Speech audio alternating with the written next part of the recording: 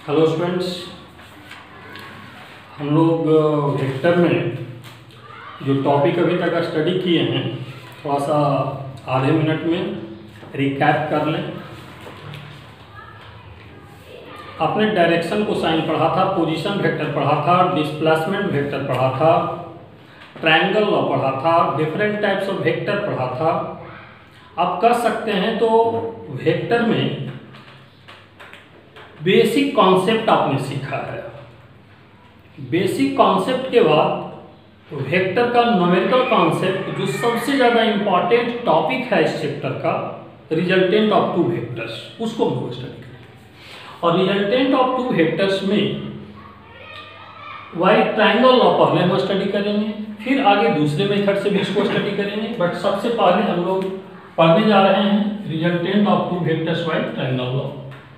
But जब triangle law की बात करते हैं तो ट्रायंगल लॉ के बारे में आप पहले से भी पढ़ चुके हैं, हम थोड़ा सा फिर से उसको हम रिपीट करने जा रहे हैं। मान लो कि एक वेक्टर ए है और दूसरा वेक्टर बी है।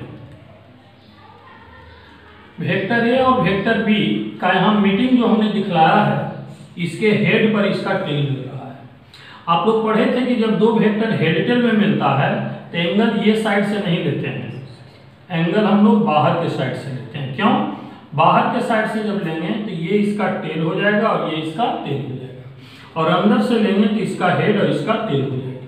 तो वेक्टर ए और वेक्टर बी के बीच का एंगल थीटा हमने ले लिया, और ये जो स्ट्रेट लाइन यहाँ से हमने ज्वाइन किया है, ये ए और बी का रिजल्टेंट कहलाता है vector R. Vector R is equal to A plus vector B होगा। अब वेक्टर आर के बदले इसको वेक्टर सी भी लिख सकते हैं। Vector R equal to A plus B, या वेक्टर सी भी लिख सकते हैं। ये वेक्टर ए, वेक्टर बी और इसका रिजल्टेंट ए प्लस बी है।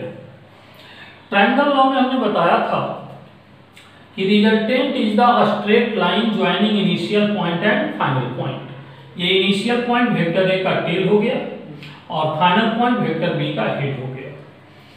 ट्रायंगल लॉ के बारे में जो हमने राइटिंग पैटर्न समझाया था कि दो ऐसे वेक्टर को ऐड करते हैं जो हेड टेल में होता है। किसको ऐड करते हैं? हेड टेल वाले में। तो ए और बी जिसको हमने ऐड किया है, इसके हेड पर इसका टेल है, और रिजल्टेंट जिससे हमने इक्वेट किया है या तो हेड हेड में है या तो वो टेल टेल में है।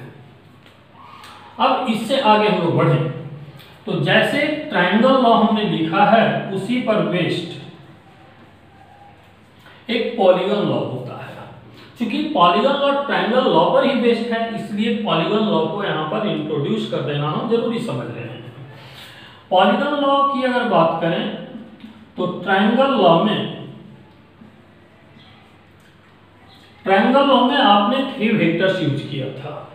रिजल्टेंट 2 वेक्टर का था और तीसरा vector initial and final point को ज्वाइन करने वाला स्ट्रेट लाइन था। Polygon law is used for resultant of more than 2 vectors। 2 से ज्यादा वेक्टर्स का अगर रिजल्टेंट कैलकुलेट करना हो तब पॉलीगन लॉ यूज करते हैं। लेट अस कंसीडर कि एक वेक्टर ए है, दूसरा वेक्टर बी है और तीसरा वेक्टर सी है, चौथा वेक्टर डी है और पांचवा वेक्टर ई है। इस तरीके से बहुत सारा वेक्टर हो सकता है। जैसे ट्रायंगल लॉ में आपने पढ़ा था कि वेक्टर्स हेड टेल पोजीशन में रखा जाता है, उसी तरीके से vector A, vector B, vector C, vector D, vector E, सारा वेक्टर हेड टेल पोजीशन में रखा हुआ है। और सारे हेड टेल वाले वेक्टर को अगर ऐड कर दें तो resultant will be the straight line directed from initial point to the final point. Resultant क्या होगा? ये इनिशियल पॉइंट से फाइनल पॉइंट की ओर डायरेक्टेड लाइन होगा। This will be the resultant vector, and you can write vector R equal to vector A plus vector B plus vector C plus vector D plus vector E and so on. जितने vector होंगे उसी तरीके से आप लिखते जाएंगे। आप care करेंगे तो यहाँ पर ट्रायंगल लॉ में 2 वेक्टर हेड टेल में था, पॉलीगन लॉ में भी सारे वेक्टर क्या हैं? हेड टेल पोजीशन में, और ये उसका रिजल्टेंट है। तो इस तरीके से ट्रायंगल लॉ देखा। ट्रायंगल लॉ के बाद हमने पॉलीगन लॉ देखा। अब यहाँ से आगे हम लोग बढ़ते हैं, magnitude and direction of resultant. Magnitude formula for resultant of two vectors. Magnitude formula for resultant of two vectors. अभी जो डायग्राम हमने बनाया है, पीछे डायग्राम बना हुआ है, उसी डायग्राम को अगर हम लोग रिपीट कर लें, मान लो कि ये वेक्टर ए है, ये वेक्टर बी है। आप स्मॉल लेटर से ए बी लिखें आपकी मर्जी, कैपिटल लेटर से लिखें आपकी मर्जी, और ये रिजल्टेंट है। रिजल्टेंट को वेक्टर आर भी लिख सकते हैं, वेक्टर सी भी लिखते हैं। सी लिखने का पैटर्न क्या है, ए बी के बाद सी आता है। आर लिखने का पैटर्न क्या है, रिजल्टेंट का फर्स्ट लेटर हम लोग लिखते हैं। तो आर और C equal to A plus B होगा। अब यहां से ये एंगल अगर थीटा है, तो इसको अगर आप यहां से एक परपेंडिकुलर लगा दो, इस पॉइंट का नेमिंग ए हमने कर दिया, इस पॉइंट का नेमिंग बी कर दिया, इस पॉइंट का नेमिंग सी कर दिया, और इस पॉइंट का नेमिंग डी कर दिया। तो यहां से आप देखो कि अगर ये वेक्टर बी है, तो इस छोटा सा राइट एंगल ट्रायंगल में ये हाइपोटेनस की तरह है, हाइपोटेनस की तरह है, ये इसका बेस है और ये इसका परपेंडिकुलर है। आप आराम से इन बातों को समझ सकते हैं कि C D divided by B equal to cos theta, then C D equal to B cos theta. फिर आप देख सकते हैं ए डी बाई बी,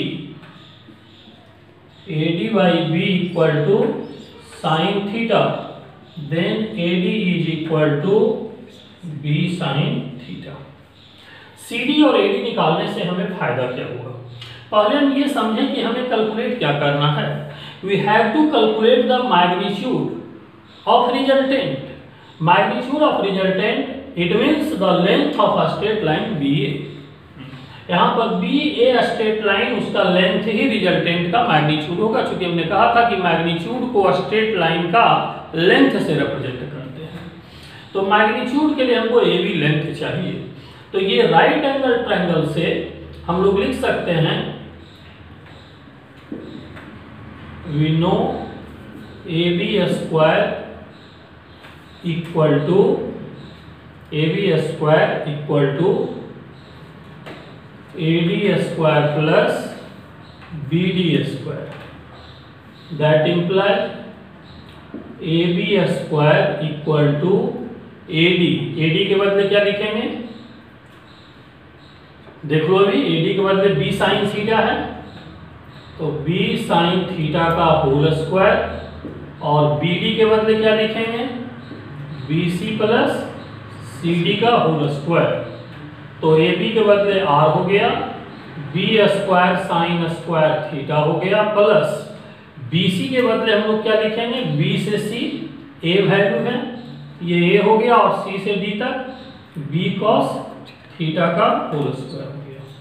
तो R square is equal to B square sine square theta plus A square plus B square cos square theta plus 2ab cos theta. तो यहां से इसको और इसको एक साथ कर लेंगे, तो R square equal to B square sine square theta plus cos square theta plus A square plus 2ab cos theta. तो r is equal to square root, ये sine square theta plus cos square theta कितना होता है, 1 हो जाता है, ये value 1 हो गया, तो B square A square 2ab cos theta, A square plus B square plus 2ab cos theta. ये काफी इंपॉर्टेंट फार्मूला वेक्टर का आपको मिला है, ये फर्स्ट टाइम अभी आपने पढ़ा है, बट ये केवल वेक्टर चैप्टर में होता है ऐसा आप नहीं कर सकते हैं। ये वेक्टर से हटकर आप 11th का दूसरा चैप्टर पढ़ें, चाहे 12th का पोर्शन पढ़ें, सभी में ये formula directly as a standard result use होता है। इस फार्मूला का याद नहीं रहना साफ इशारा करता है कि आप फिजिक्स के प्रति आपका थोड़ा सा भी केयर नहीं है, आप फिजिक्स पढ़ने लिखने वाले स्टूडेंट नहीं हैं। अगर कोई भी आपसे कभी पूछ दिया और ये फार्मूला याद नहीं है, इट मीन्स कि सामने वाला आपके बारे में समझ रहा है कि आप पढ़ने लिखने वाले स्टूडेंट नहीं हैं। इसलिए इस बात को दिमाग में रखना है कि कितना इंपॉर्टेंट फार्मूला ये हो सकता है, और इतने सारे न्यूमेरिकल सॉल्यूशन में इसका हम यूज करते हैं कि कभी ये फार्मूला को इग्नोर नहीं करना चाहिए, हमेशा अपने ध्यान में रखना है। और इसका इतना यूज होगा, इतने न्यूमेरिकल इस पर आप प्रैक्टिस करेंगे कि खुद ब खुद याद भी हो जाएगा। तो r equal to square root a square plus b square plus 2ab cos theta, ये जो हमने कैलकुलेट किया है ये रिजल्टेंट का मैग्नीट्यूड है, ये रिजल्टेंट का मैग्नीट्यूड है। अब रिजल्टेंट का मैग्नीट्यूड जब हमने कैलकुलेट कर लिया तो रिजल्टेंट का डायरेक्शन क्या होगा? तो रिजल्टेंट का डायरेक्शन के लिए ये एंगल हम लोग अल्फा ले लेते हैं, ये एंगल को क्या लेते हैं? अल्फा। अगर ये एंगल अल्फा लेते हैं तो एंगल अल्फा कैलकुलेट कैसे करेंगे, ये हमें समझना होगा। तो ये एंगल अल्फा कैलकुलेट करने के लिए अभी हमने कैलकुलेट जो किया, ये मैग्नीट्यूड ऑफ रिजल्टेंट हो गया, ये क्या हो गया? Magnitude of resultant. अब हम कैलकुलेट करने जा रहे हैं डायरेक्शन ऑफ रिजल्टेंट। ये VBI जो रिजल्ट हमने लिखा है मैग्नीट्यूड ऑफ रिजल्टेंट के लिए, और अब क्या कैलकुलेट करने जा रहे हैं? Direction of resultant. अभी जो हमने मैग्नीट्यूड ऑफ रिजल्टेंट कैलकुलेट किया उसी डायग्राम को आप फिर से यहाँ पर देखें, वही डायग्राम को यहाँ पर हमने ट्रांसफर कर लिया है। सारा डायग्राम सेम दिख रहा होगा, आप देख सकते हैं। ये CD portion b cos theta जो हमने कैलकुलेट किया था इसके पीछे, और AD का value b sin theta. Direction of resultant, इस वेक्टर का डायरेक्शन के लिए वेक्टर A के साथ कितना एंगल बना रहा है ये आपको बता दें, या वेक्टर B के साथ ये कितना एंगल बना रहा है ये आप बता दें। आप अल्फा कैलकुलेट करें वही डायरेक्शन देगा, बीटा कैलकुलेट करेंगे वही डायरेक्शन देगा, दोनों में से कोई एक आपको कैलकुलेट करना है। इन जनरल अल्फा सबसे ज्यादा कैलकुलेट किया जाता है, डायरेक्शन वेक्टर A के साथ सबसे ज्यादा कैलकुलेट किया जाता है। तो वेक्टर A के साथ अल्फा अगर एंगल बना रहा है तो ये आप बड़ा वाला ट्रायंगल में देखें, इन ट्रायंगल ABD, इस लार्जर साइज ट्रायंगल में जो हमने यहाँ पर वैल्यू लिखा है परपेंडिकुलर बाई बेस, देख लो आप, tan alpha equal to AD by BD। AD ये वैल्यू हो गया, PD यहाँ से यहाँ तक हो गया, और BD का वैल्यू फर्दर हमने लिखा है BC प्लस CD। BC का वैल्यू A के बराबर है, CD का वैल्यू B cos थीटा के बराबर है, tan alpha equal to B sin theta upon A plus B cos theta. जैसे रिजल्टेंट फार्मूला अभी जो हमने पढ़ाया है मैग्नीट्यूड ऑफ रिजल्टेंट काफी इंपॉर्टेंट है, ठीक उसी तरीके से ये भी काफी इंपॉर्टेंट है।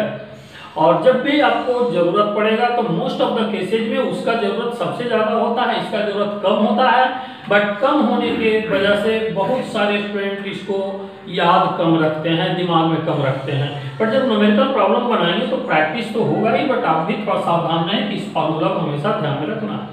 लेकिन कुछ स्टूडेंट tan के टर्म में इसका आंसर नहीं भी करना चाहते हैं, tan अल्फा के टर्म में नहीं करना चाहते हैं, उनके पास ऑप्शन है tan बीटा के टर्म में भी आप कर सकते हैं। जैसे tan अल्फा के टर्म में जब आपने आंसर किया है तो आप क्लियर करें कि क्या रिजल्ट आ रहा है। जब tan अल्फा के टर्म में आपने किया है तो cos थीटा sin थीटा किसके साथ आ रहा है? b के साथ आ रहा है। और जब b के साथ एंगल बीटा निकालेंगे तो sin थीटा cos थीटा किसके साथ आएगा? a के साथ आएगा। तो आप चाहें तो डायरेक्टली लिख सकते हैं tan बीटा, इसका जरूरत बहुत कम ही बुक में किया जाता है, बट मैंने कहा कि डायरेक्टली आप उससे उल्टा कर दीजिए। जब a के साथ एंगल निकाल रहे हैं तो sin theta cos theta b के साथ आएगा, और जब अलग से डायग्राम आप बनाएंगे और एंगल b के साथ निकालेंगे तब sin cos a के साथ आ जाएगा। तो यहाँ हो जाएगा a sin theta divided by b plus a cos theta. But मैं जो सजेस्ट कर रहा हूँ दोनों फार्मूला याद रखने की कोई जरूरत नहीं है, एक फार्मूला याद रखें, दूसरा का राइटिंग पैटर्न उसी से निकल आ रहा है। कुछ स्टूडेंट साइन रूल को भी यूज करते हैं, साइन रूल को भी यूज करके आप कैलकुलेशन कर सकते हैं। साइन रूल के अकॉर्डिंग जो साइड लेते हैं उसके सामने वाला angle a upon sine beta, ये formula unit 1 applied mathematics trigonometry में आपने पढ़ा होगा। जो स्टूडेंट ट्रिग्नोमेट्री का लेक्चर बाय द वे नहीं पढ़े हैं, क्लास छोड़ चुके हैं, उनको शायद दिक्कत हो रहा होगा, बट मैं जैसे बोल रहा हूं उसको आप याद रखें। a जो साइड लिया इसके सामने का एंगल बीटा ले रहे हैं तो a अपॉन साइन बीटा। जब b ले रहे हैं तो b के सामने क्या है? Alpha, b upon sine alpha.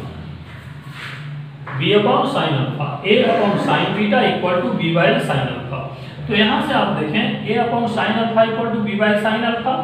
अब यहाँ से जो साइड लिया उसके सामने का एंगल, जो साइड लिया उसके सामने का एंगल, ए बी अल्फा मालूम रहेगा, बीटा निकाल लेंगे, ए बी बीटा मालूम रहेगा, अल्फा निकाल लेंगे। तो इसमें दो एंगल का यूज हो रहा है, एक अल्फा और एक बीटा का। आप आगे अगर बढ़कर सोचे तो ये एंगल थीटा है, तो ये एंगल 180 डिग्री माइनस थीटा होगा। तो ये सी के सामने 180 डिग्री माइनस थीटा है, आप आगे लिख भी सकते हैं। और this value is equal to C upon sine 180 degree minus theta. हालांकि इसका इस्तेमाल बहुत कम ही किया जाता है, सबसे ज्यादा इस्तेमाल इसी का होता है। तो अभी हमने देखा कि रिजल्टेंट का मैग्नीट्यूड और डायरेक्शन कैलकुलेट करने का क्या फार्मूला है। अब आगे हम देखते हैं कि डिफरेंट न्यूमेरिकल टिप्स क्या हो सकता है, जो ऑब्जेक्टिव को हम डायरेक्टली इस पर सॉल्व कर सकते हैं। Objective tips, point number first, maximum magnitude of resultant,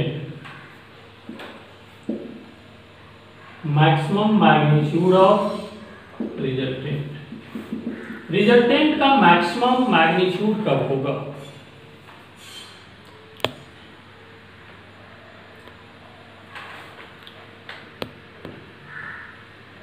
resultant का मैक्सिमम मैग्नीट्यूड कब होगा?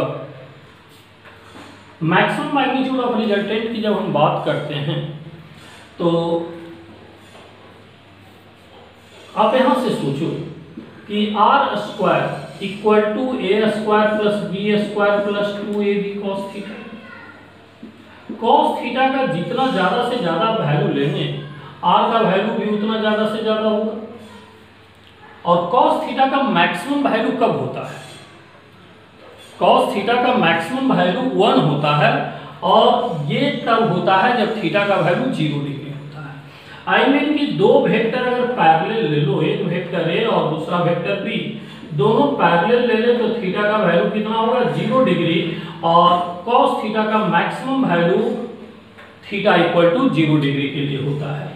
तो यहाँ पर लिख सकते हैं आप cos theta max equal to 1 when theta equal to 0 degree. मतलब ये कि maximum magnitude of the resultant उस वक्त होगा जिस समय की दो वेक्टर पैरेलल होगा। तो मैक्सिमम मैग्नीट्यूड ऑफ रिजल्टेंट होने का कंडीशन क्या है? Two vectors must be parallel to each other, that is the angle between two vectors is 0 degree. अब यहाँ पर 0 डिग्री हमने पुटअप किया, तो R max square equal to A square plus B square plus 2ab, then R max is equal to square root A plus B का whole square. तो resultant का maximum value A plus B दोनों के individual magnitude के addition के बराबर होगा। ये दो वेक्टर है तब मैक्सिमम मैग्नीट्यूड इतना है। बट नोट पॉइंट में आप जनरेट कर सकते हैं कभी कि अगर दो से अधिक वेक्टर भी है तो मैक्सिमम कितना होगा? A plus B plus C plus D. जितने वेक्टर होंगे उतने बार ऐड करेंगे, क्योंकि देखो अगर सारे वैल्यू को आप ऐड अप करते चलते हो वैल्यू मैक्सिमाइज होता है, और जब माइनस करते हो तो वैल्यू डिक्रीज करता है। Second number point, minimum magnitude of resultant. Minimum magnitude of resultant, दो वेक्टर अगर एंटी पैरेलल एक दूसरे से हम लोग ले लें, वेक्टर ए और वेक्टर बी अगर एंटी पैरेलल ले लें तो थीटा इक्वल टू 180 डिग्री, और cos थीटा का मिनिमम वैल्यू -1 होता है। और ये -1 वैल्यू कब होता है? -1 वैल्यू कब होता है? थीटा का वैल्यू 180 डिग्री कंसीडर करने पर। तो इस समय आर मिनिमम का square equal to A square plus B square plus 2ab cos 180 degree, I mean R minimum equal to A square plus B square minus 2ab is equal to A minus B का whole square, then R minimum is equal to A minus B. तो जैसे हमने देखा maximum magnitude of resultant, minimum magnitude of resultant, I mean दो vector parallel है तब resultant क्या हुआ, दो वेक्टर एंटी पैरेलल है तब रिजल्टेंट क्या हुआ। अब देखेंगे कि दो वेक्टर अगर ऑर्थोगोनल है तब रिजल्टेंट क्या होगा। थर्ड नंबर पॉइंट, अगर दो वेक्टर ऑर्थोगोनल है, resultant for two orthogonal vectors, orthogonal I mean 90 degree, मैंने बताया होगा वेक्टर ए और वेक्टर बी दोनों के बीच का एंगल अगर 90 डिग्री है तो उसको ऑर्थोगोनल बोलते हैं, और cos 90 डिग्री का वैल्यू 0 होता है। यहाँ पर जब रिजल्टेंट लिखेंगे तो R square equal to A square plus B square plus 2ab cos 90 degree. अब यहाँ पर वैल्यू ना तो मिनिमम है ना तो मैक्सिमम है, तो है क्या, मिनिमम और मैक्सिमम के बीच में होगा, इन बिटवीन होगा, मिनिमम और मैक्सिमम के बीच में होगा, इन बिटवीन होगा। तो cos 90 डिग्री जब 0 हमने पुट किया तो रिजल्टेंट का वैल्यू स्क्वायर रूट ए स्क्वायर प्लस बी स्क्वायर हो गया। यहाँ से फोर्थ नंबर पॉइंट जो काफी इंपॉर्टेंट भी होता है, इसको हम लोग बोल सकते हैं रेंज ऑफ रिजल्टेंट। जब रेंज की हम बात करते हैं तो वैल्यू मिनिमम और मैक्सिमम के बीच में होता है। जब हम रेंज की बात करते हैं तो वैल्यू रेंज ऑफ रिजल्टेंट का मतलब हो गया कि मिनिमम और मैक्सिमम वैल्यू के बीच की बात करते हैं। तो मिनिमम और मैक्सिमम के बीच की बात करते हैं तो मिनिमम वैल्यू कितना हमने कैलकुलेट किया था, आर मिनिमम लेस और इक्वल टू आर लेस और equal to R max, I mean a minus b less or equal to r less or equal to a plus b। तो range of resultant का ये sense है कि कोई भी resultant maximum value से ज़्यादा नहीं होगा और मिनिमम वैल्यू से छोटा नहीं होगा। जितने भी रिजल्टेंट वैल्यू होगा ये मिनिमम और मैक्सिमम के बीच में ही लाई करेगा। ये ऑब्जेक्टिव टिप्स 4 के बाद और भी ऑब्जेक्टिव टिप्स हैं 5, 6, 7, 8 नेक्स्ट पार्ट में इसका हम लोग पढ़ेंगे। ये हमारा पार्ट ए है, पार्ट बी में फिर हम पहुंचेंगे इसी लेक्चर के साथ और भी बहुत सारा डिस्कशन अगले क्लास में जो काफी इंपॉर्टेंट है उसको करेंगे।